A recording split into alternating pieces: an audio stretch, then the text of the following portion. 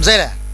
അതായത് നമ്മൾ പഠിക്കണ ആയത്തതാണ് ഖൽഖം മിൻ ബാദി ഖൽഖിൻ. ഖൽഖം മിൻ ബാദി ഖൽഖിൻ ഒന്ന് ജഅല ലക്കുമുസ് സമഅ വൽ അബ്സാറ വൽ അഫ്ഇദ. അത് കിട്ടിയല്ലോ, ഞാൻ മറക്കരുത്, അത് എഴുതി വെക്കുക, ആ നമ്പർ എഴുതി വെക്കുക.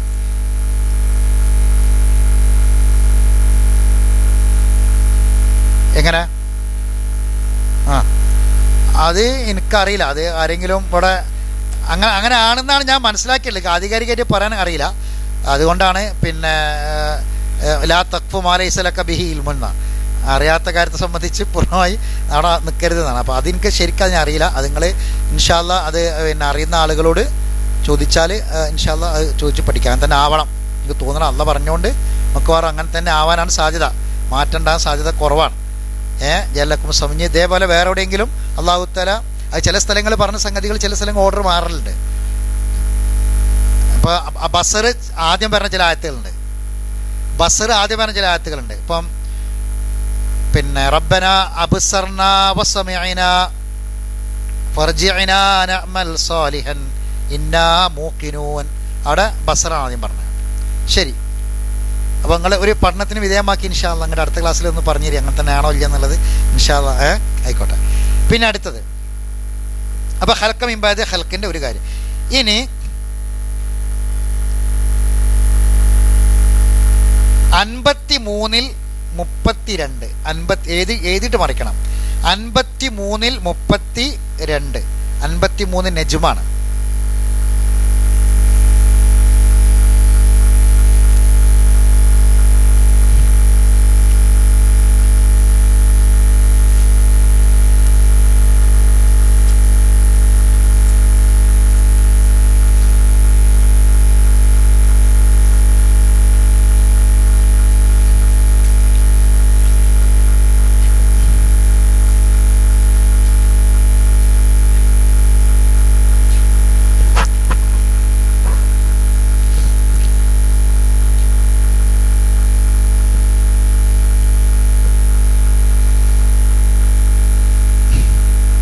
ഇതിൻ്റെയൊക്കെ കൂടെ ഒരു വേറെ കാര്യങ്ങളും നമ്മൾ പഠിക്കണം, മനസ്സിലാക്കണം. അതായത് ഇവിടെ ഈ പറഞ്ഞ കാര്യങ്ങൾ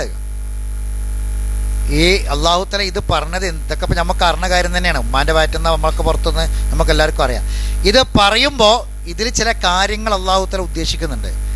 നേരത്തെ പറഞ്ഞത് നിങ്ങൾ നന്ദി കാണിക്കണം എന്നാണ്. എന്താ പറഞ്ഞത്?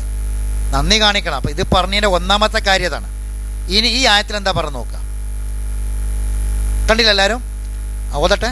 അല്ലദീന യജ്തനിബൂന കബായിറൽ ഇസ്മി വൽ ഫവാഹിഷ ഇല്ലൽ ലമം ഇന്ന റബ്ബക വാസിഉൽ മഗ്ഫിറ വഹുവ അഅലമു ബികും ഇദ് അൻശഅകും മിനൽ അർള് വഇദ് അൻതും അജിന്നത്തും ഫീ ബുതൂനി ഉമ്മഹാതികും ഫലാ തുസക്കൂ അൻഫുസകും ഹുവ അഅലമു ബിമനിത്തഖാ. കണ്ടില്ലേ? അതായത് തൊട്ടു മുമ്പിലുള്ള ആയത്തിൽ പറഞ്ഞതിൻ്റെ ബാക്കിയാണ് ഈ ആയത്ത്. തൊട്ടുമുമ്പ് ഈ ആയത്തിൻ്റെ അർത്ഥം പറയണമെങ്കിൽ തൊട്ടുമുമ്പ് ആയത്ത് അറിയണം. ആയത്തിൽ പറഞ്ഞത് വലില്ലാഹി മാ ഫിസ് സമാവാതി വമാ ഫിൽ അർള് ലിയജ്സിയല്ലദീന അസാഉ ബിമാ അമിലു വയജ്സിയല്ലദീന അഹ്സനു ബിൽ ഹുസ്നാ. നന്മ ചെയ്തവർക്ക് നന്മയും തിന്മ ചെയ്തവർക്ക് തിന്മയും. അപ്പോൾ നന്മനെ പറ്റി പറഞ്ഞ് അവസാനിപ്പിക്കുക. അതായത് നന്മ ചെയ്തവർക്ക് അള്ളാഹു ഏറ്റവും നല്ലത് പ്രതിഫലമായി നൽകും. ആരാണ് അവർ? അല്ലദീന യജ്തനിബൂന കബായിറൽ ഇസ്മി, മഹാപാപങ്ങളിൽ നിന്ന് അവർ വിട്ടുനിൽക്കും. മഹാപാപങ്ങളിൽ നിന്ന് വിട്ടുനിൽക്കും. വൽ ഫവാഹിഷ, തോന്നിയവാസങ്ങളിൽ നിന്നും. തോന്നിയവാസങ്ങൾ ഇല്ല ലമമ, ചെയ്യുകയാണെങ്കിൽ തന്നെ അവർ ജീവിതത്തിൽ ലമമ മാത്രമേ വരുള്ളൂ. ലമം എന്ന് പറഞ്ഞാൽ നിസ്സാരമായ ചെറിയ ചെറിയ തെറ്റുകൾ, മനസ്സിലായില്ലേ? അതല്ലാത്ത ബാക്കിയുള്ള എല്ലാ മഹാപാപങ്ങളിൽ നിന്നും അകന്നു നിൽക്കുന്ന ആളുകൾ. അതിൻ്റെ കൂടുതലൊരു കാര്യം പറയട്ടെ, ഞാൻ മറന്നു. ഞാനിന്ന് ഇങ്ങോട്ട് വരുമ്പോഴേ പിന്നെ ഒരു പ്രവർത്തകൻ, നമ്മൾ ആദ്യമൊക്കെ നമ്മൾ ലേണിംഗ് ക്ലാസ്സിൽ വന്നിരുന്നു. നമ്മളൊരു നാട്ടിലെ സ്ഥലം, ഞാൻ പറഞ്ഞ സ്ഥലം പറയുമ്പോൾ നിങ്ങൾക്ക് ആളെ മനസ്സിലായി പോകുന്നുണ്ട്, ആളെ മനസ്സിലാകരുത്, അതുകൊണ്ടാണ് പറഞ്ഞത്.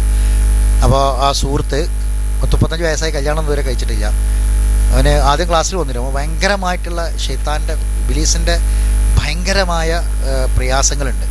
അത് ഒന്ന് പള്ളിയിലൊക്കെ ചെന്നാലിങ്ങനെ നിസ്കാരത്തിന് ഇടയിലൊക്കെ ചാടാനിങ്ങനെ ചാടി കളിക്കാൻ തോന്നുക, അവനിങ്ങനെ സ്വയം ഇങ്ങനെ ഒരു അവന്മാർ തന്നെ വീട്ടിലേക്കാണ് കയറിയാൽ വെറും വളരെ മോശമായ ചിന്തകൾ മാത്രം വരിക, വളരെ മോശമായ ചിന്തകളും സ്വകാര്യമായിട്ടുള്ള ഒരുപാട് തിന്മകൾ ഒക്കെ ചെയ്തു പോവുക. അങ്ങനെ അതിനെക്കുറിച്ച് ഇപ്പോൾ ഒരു 2 മാസമായിട്ട് വീട്ടിലല്ല പോകാൻ. ഇപ്പോൾ ഒരു അങ്ങാടിയിൽ ഒരു സ്ഥലത്ത് പുളിക്കൽ എന്ന് പറഞ്ഞൊരു സ്ഥലത്ത് ഒരു റൂം എടുത്തിട്ട് അവിടെ പോകാൻ ഇപ്പോൾ ഇങ്ങനെ ഒറ്റയ്ക്ക് താമസിക്കുകയാണ്, ഒറ്റയ്ക്ക് റൂമിൽ താമസിക്കുക ഒറ്റയ്ക്ക്.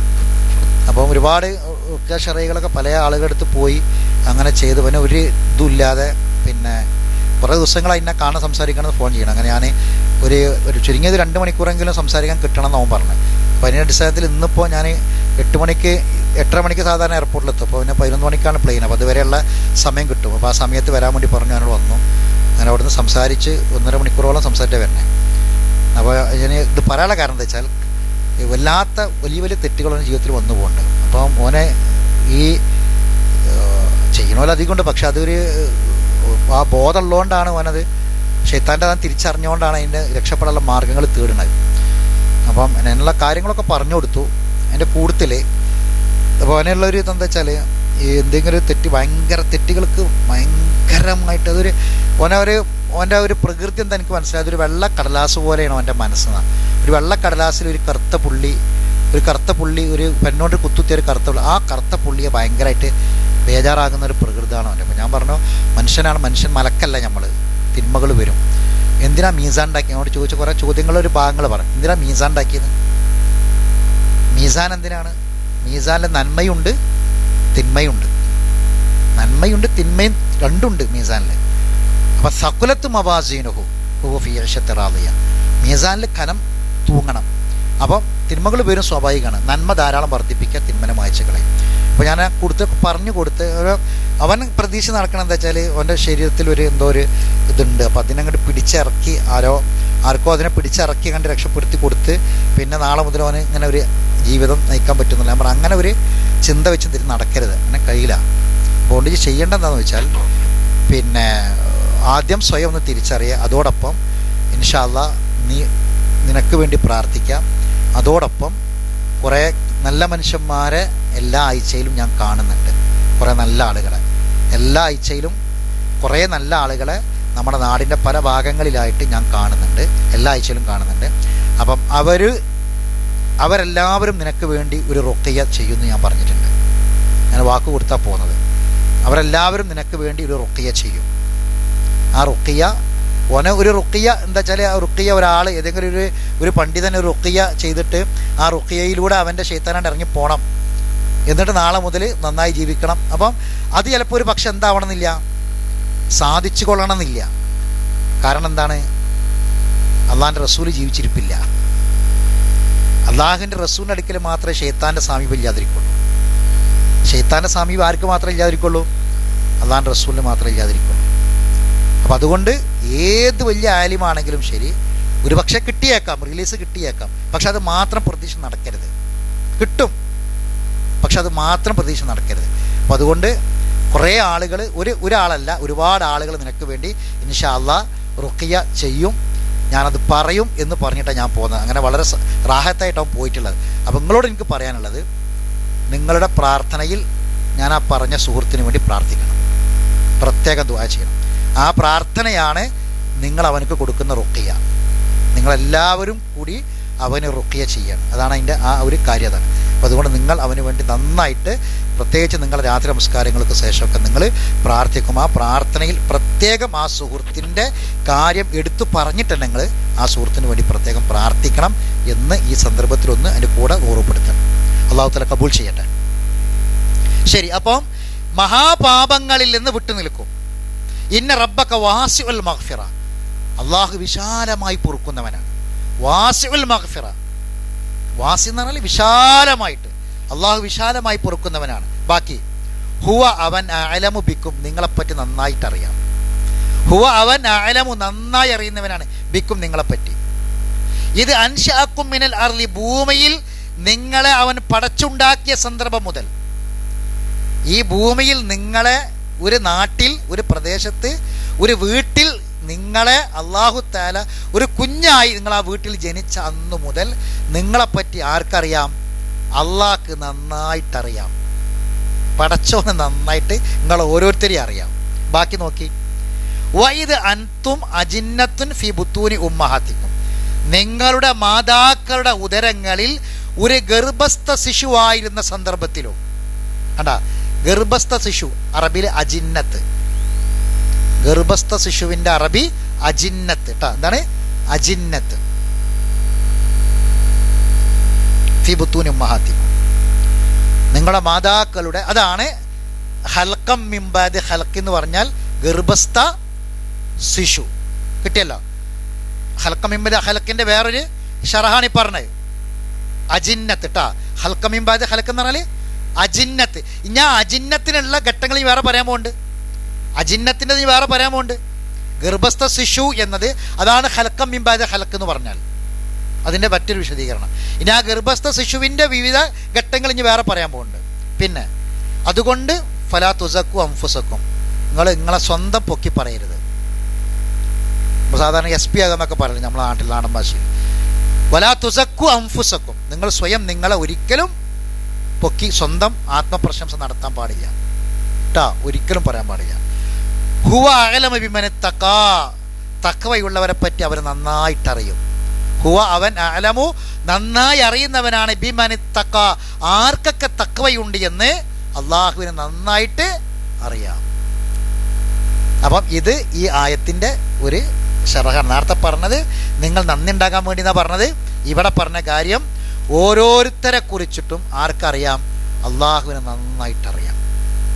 നമ്മുടെ ഈമാനിൻ്റെ ശക്തി എത്രയാണ്, നമ്മുടെ തഖ്വൻ്റെ അളവ് എത്രയാണ്, നമ്മുടെ ഖുശൂഇൻ്റെ തോത് എത്രയാണ്, ഇത് മുഴുവൻ ആർക്കറിയും? അള്ളാഹുവിനറിയും.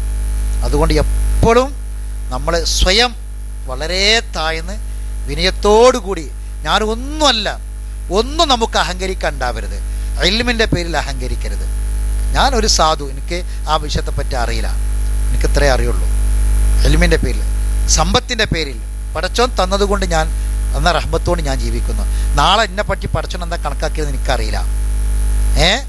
റബ്ബ് തന്നത് ഇപ്പം തരുന്ന അത് ഞാൻ എടുക്കും, നാളെ എന്താണ് എനിക്കറിയില്ല. ആ ഉള്ളത് കൊണ്ട് ഞാൻ അങ്ങനെ ജീവിക്കുന്ന ഓരോ കാര്യങ്ങളിലും. അപ്പോൾ അള്ളാഹു എന്തൊക്കെ തന്ന കാര്യങ്ങളിലൊക്കെ നമ്മൾ വിനയം കാണിക്കും. ഒരിക്കലും എന്ത് ചെയ്ത് പറയരുത്, നമ്മൾ ഒരിക്കലും ആത്മപ്രശംസ നടത്തുന്ന, ഒരിക്കലും അങ്ങനെ മനസ്സിൽ അങ്ങനെ വന്നു പോകാൻ പാടില്ല. അള്ളാഹുവിനെ നന്നായിട്ട് തഖ്വയുള്ളവരെ പറ്റി നന്നായിട്ട് അറിയാം.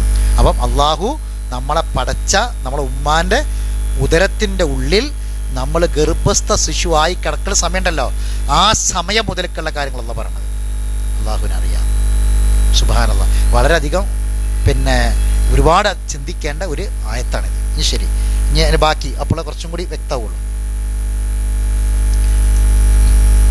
അപ്പോൾ അത് എഴുതിച്ചില്ല നിങ്ങൾ. ഇനി നിങ്ങൾ 22-ൽ 5 മറിക്കുക. 22-ൽ 5,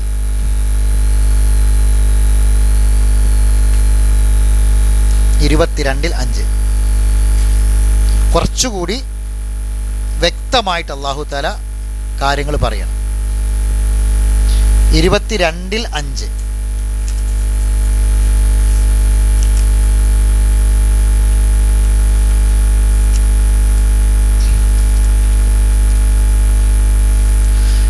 കണ്ടില്ല? ഹജ്ജ്, സൂറത്ത് ഹജ്ജാണ്.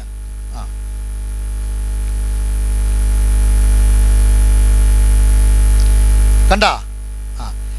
യാ ഓതട്ടെ.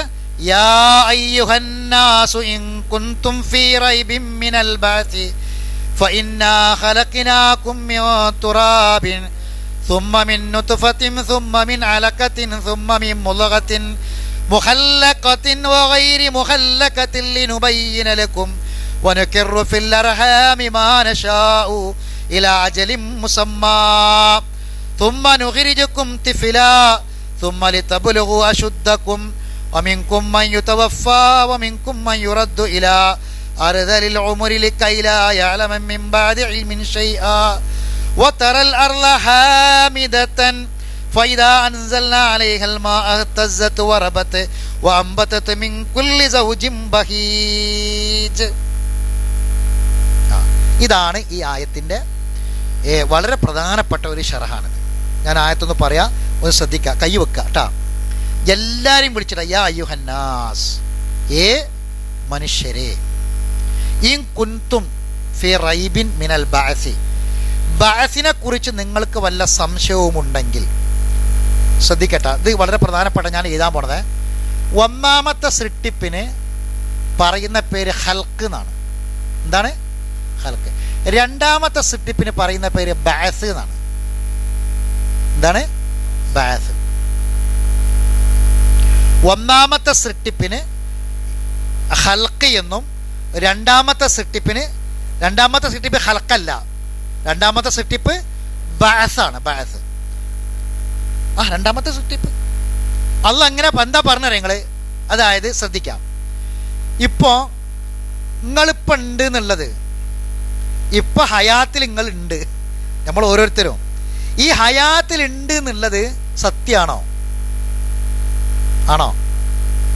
ആണോ?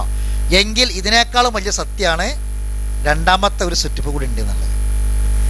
ഹൽക്ക് സത്യമാണെങ്കിൽ അതിനേക്കാളും വലിയ സത്യമാണ് എന്ത്? ബഅസ്. മനസ്സിലായി പറഞ്ഞ്? അതായത് ഹൽക്കിന് മുമ്പ് പൂർണ്ണമായ ശൂന്യതയാണ്. ഹൽക്ക് എന്താ?